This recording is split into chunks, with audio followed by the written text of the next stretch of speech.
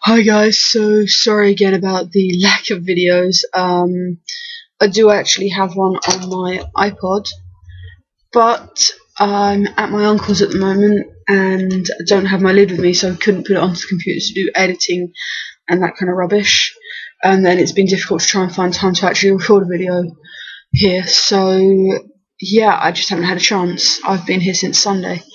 But yeah, so I am going to get a video done today and get it up quickly before I decide that it's not good enough, and hope that will keep you guys happy for a little bit longer.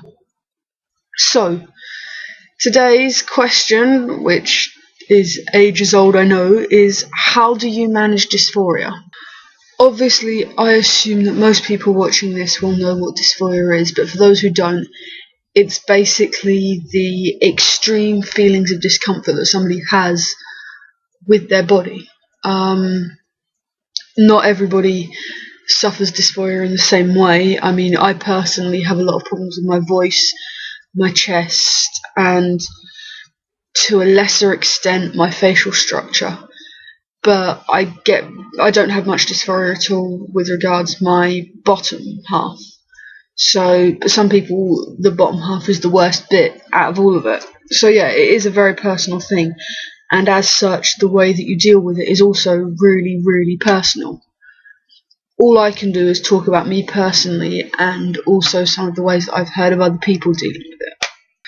Personally, what I try and do is, first of all, change what it is that's bothering me. For example, working on lowering my voice.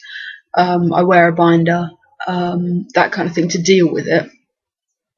But then focusing on the positive sides of things as well. Like, for example, the fact that my hair is fairly, it works fairly well in short, masculine styles. And my legs, they've grown nice thick hair without me having to yell at them too much. And that helps me focusing on that kind of positive side of things. When my chest looks right, I focus on that, and I just pretend that I'm not really looking at myself when it's not working.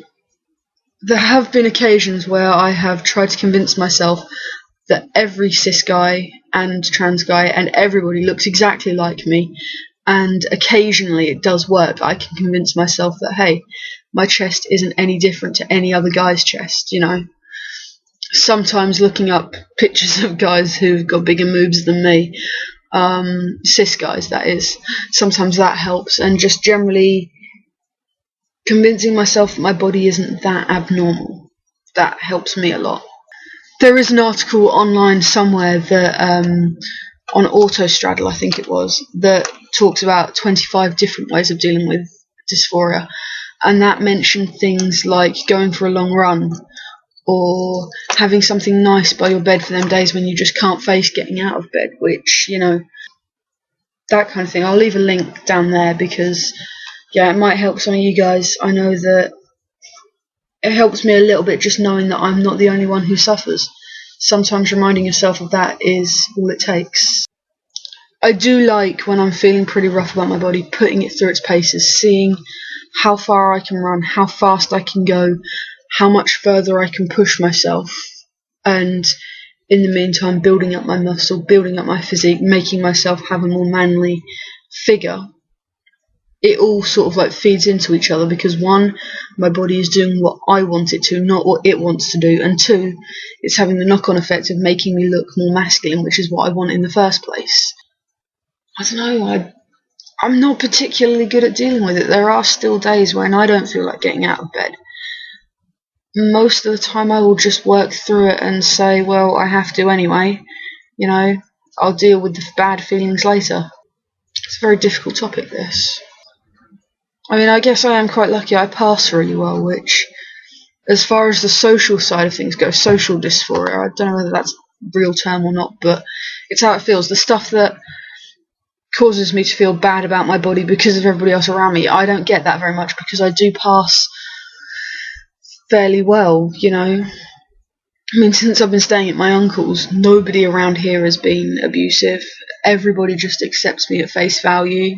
I had a couple of awkward moments with his ex-wife, asking questions that I wasn't particularly comfortable answering, but that's understandable, really. Sort of, I guess. I don't know. Is it understandable? I don't know. And as such, my dysphoria has been a lot less. I've not struggled as much to deal with things. So I don't know. I mean, there's still been the odd thing, my chest has still bothered me, but I don't know whether a lot of my problems are fed in and made worse by everybody around me. It's something that I definitely want to consider, and therefore, if that is the case, I will work on making it so that other people's views don't affect me as much. And that is my project for the next little bit. But yeah, so that is how I manage dysphoria. I focus on the positive aspects, I try and reduce the negative aspects, and I make my body do what I want, not what it wants. It's, keeping things on my terms. There's that article, might have some ideas that might help you guys.